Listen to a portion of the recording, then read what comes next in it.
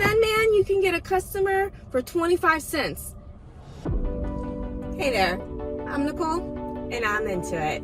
Good morning. Today, we're going to leave off where we left off yesterday, and we're going to be talking about the lifetime value of a customer. Customer lifetime value is one of the most important marketing metrics that there is. If you don't know that, it's really hard to make decisions concerning your advertising. What that means is, on average, how much money does your customers give you? And obviously that's going to depend on your market. Everyone's going to have a different number. But let's just, for simplicity's sake, say $100, okay? We can all do easy math. People, when you say the word math, they get scared because they're thinking algebra or going back to their high school days. But marketing is easy math, like arithmetic. It's not intimidating. And we have calculators, which is great. In this example, our average lifetime value of our customers is $100, okay? So that's gonna help allow us to figure out how much money can we spend to acquire that customer. So you find out through your marketing costs, or a lot of times people use this more on your advertising costs. Like, how much does it cost the company to acquire a lead? But then you also want to know, how much does it cost the company for that lead to then turn into a customer, right? So let's just say, hypothetically speaking, it takes us $100 in advertising and marketing and stuff like that to get one customer. So you break even, right? But it doesn't really give you any much wiggle room, right, to really grow your business. In that reality, if you have other expenses, which every business does, you're gonna go into the negative. You're gonna go in debt. But if you know that it only costs you $10 to acquire a customer, or then that way you're like, okay, it cost me $10 to get this person, but I know in the next, whatever you want to call that time, let's just say a year, I know I'm going to get at least $100 from this person. So you know that every customer is potentially going to be bringing you in $90. That's great, because that's a really good return on your investment, right? And so that's what the lifetime value of your customer is. And so, and a lot of companies don't know it, or let me rephrase it, don't share it with their marketing department and don't even know the number. They're just like, oh, we have a successful business and, our customers pay us, $100 a month. We're successful. We don't need to know that number. And then 10 years down the road, after, let's just say they've spent a bunch of money on advertising, they're in debt because they never knew what that was. And so that's why it's so important to understand that, because that's going to help you understand how to allocate your marketing budget, A. And a lot of, you talk to people, especially people in advertising, like pay-per-click, that's the cool thing, is that they'll say it just depends on your strategy. On average, I would say somewhere between 10 and 20% of your revenue you should be putting back into marketing. Whether that's, hiring someone to do something, or your website, or advertising. Last week we talked about what is marketing. Marketing's a lot of things, and some of those things, especially advertising, it costs money. A marketing person costs money. A lot of people are saying, oh, we don't have a marketing department. Do you have a marketing manager? Oh yeah, we have a marketing manager. Oh, okay, what's her salary or his salary? Oh, it's $50,000. Okay, your marketing budget is $50,000. Oh, and then wait, do you pay for software for that person? Do they have like a marketing automation system? Do they have stock photos? Do they have graphic design like Adobe products? Oh, okay. How much do you pay on a monthly basis for that, or a yearly basis? $5,000. Okay, your marketing budget is $55,000. That's a little bit of a sore spot for me and business owners, but more about that later. So understanding that is so important, and it's actually become even more important when, as far as marketing has gone into the digital atmosphere, right? The internet changed marketing forever. However, the concepts and principles and theories and all that stuff I actually learned in business school with an emphasis in marketing applies to all of it.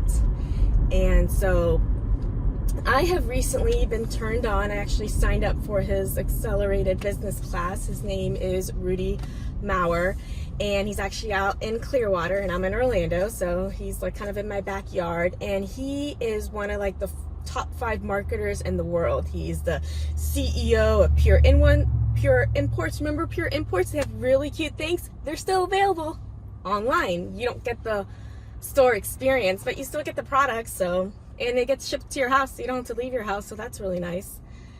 And he actually has a customer. He actually did a presentation about a software that he created that allows businesses to figure out what the lifetime value of their customers are. And what's really cool is that he was a software engineer for NASA. So of course that's on his website, right? I'm a spaceship a spaceship software developer. And anyway, so there are ways to be able to figure out what that is because of technology and digital. Before digital marketing, when companies would pay thousands of dollars for advertising, they knew the answer to this, but it wasn't directed to an individual. They don't know how much an individual actually bought from them because that data was very hard to capture. Now with digital marketing, it's a lot easier. Why do you think all these companies offer you apps? They want to know what your lifetime value is, right? My lifetime value with Amazon is, I don't even want to know what that is, but I'm sure there's a software out there that calculates that. So when I get on the phone with someone, maybe the customer service representative might be not trained, but if you talk to a manager, they're going to treat you like gold. And that literally happened with me with Amazon, because my lifetime value of Amazon is really high. That's why they can spend so much money. Number is so important, and why Amazon can spend so much money on advertising. So I put things on my wish list. So I basically tell Amazon, hey, I want to buy this at one point, but I can't spend the money right now. Say that item goes on sale. Lightning deals, right? We all know lightning deals. They send a push notification. Guess what happens? I buy it. And they know that, which is so amazing. I'm not here endorsing Amazon by no means, but Amazon is nothing new. What Amazon has just made so amazing, because they're a distribution center, is convenience and simplicity. It's so easy to buy stuff and it gets to you the next day. I can wait one day.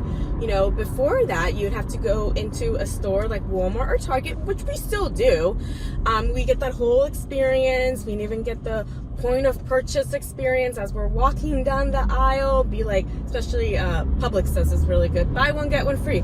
I wasn't planning on buying some covered chocolate pretzels, but they're buy one, get one free. I'm going to get one, right? That's, you know, point of purchase. And so that same experience does get translated into the internet, but it's just done differently, right? When you go to Amazon, it's going to say, hey, people that have bought this have also bought this, and they'll have a little button on there that says click, add to cart, click, my average or my lifetime value customer went click, click, click, went up. So that's why that number is so important.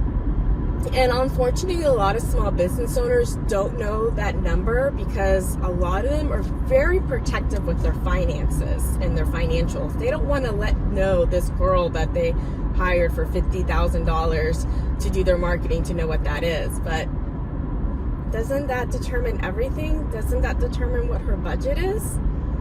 I mean, if you have a budget, you know, if it's more than $50,000 and you just want her to do everything organically, which she can, you know, there's SEO, there's blogs, you know, there's definitely ways to grow your business organically. It takes a while to get there. It's a lot slower, but you'll get there, absolutely. And especially if you have a really good product, you know, people love buying things that are great, and people are more apt to buy things from you if other people have done it. That's why testimonials are so important. And in the digital world, we call it social proof. When it comes to marketing, social media is one of the most important vehicles to demonstrate social proof, because people share their experiences, and social media allows people to do that so much easier. For example, before social media, if I had a very positive experience with a company, let's just call it Pura Vida, and they make really cute jewelry from Costa Rica. So Pura Vida, for example. If I get products from this company and I just love it, like they have a really cute ring or something like that, before the internet, I bought this ring and I thought it was awesome. I'm gonna go and tell my friends, right? But how many friends do you have in the physical world? Before the internet, I mean, obviously the internet, we got like thousands of friends, right? But before social media, you might tell maybe a dozen people about this really cool thing, and maybe 10% of those friends actually go to that company and then buy it because they really liked it, right? With social media, it takes that and amplifies it, because if I really like something, I can then take a really cute picture of it, and then, I don't even have to mention where it's from. If people like it, they're gonna be like, oh, where'd you get that from? Oh, this company called Pura Vida. Oh, what's their website? Oh, here's their website. And you can share that on social media. That's social proof that your product is pretty awesome. And so it just happens organically. That company didn't have to pay anything for that.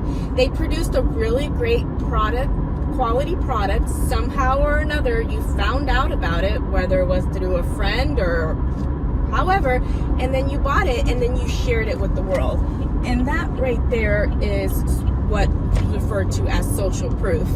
The real word of it is testimonial. Testimonials are so important, and they've always been important, even before social media. I mean, why do you think companies, hire actors thousands and thousands of dollars to endorse a product? Social proof and testimonials have been a concept forever. How it's kind of translated into the world before digital marketing is celebrity endorsements. Why would a company pay thousands and thousands and thousands of dollars to, let's just take an example, Alex Baldwin, to promote a credit card? Capital One, right? What's in your wallet? I'm pretty sure he's one of the people. That's a strategy they continue to use, because they know that if you like this person, because statistics shown that X amount of people like it, they're going to be more likely to buy your product because someone they likes that product. And so that right there is social proof, and why social proof is so important. After, I would say, the lifetime value of your customer, the internet has completely changed the world of marketing for the better. However, core business and marketing principles still apply. And unlike most marketers out there that don't even have a marketing degree because they went to the Hard Knocks University, which is awesome, I got those principles first. And so I understand it from post-internet era, because I graduated in 2004. The internet was still in its infancy. Back then, man, you can get a customer for 25 cents, and that customer might be worth $3. Your lifetime value was pretty good, because advertising on the internet was at its infancy. So this is Nicole, and I'm into it.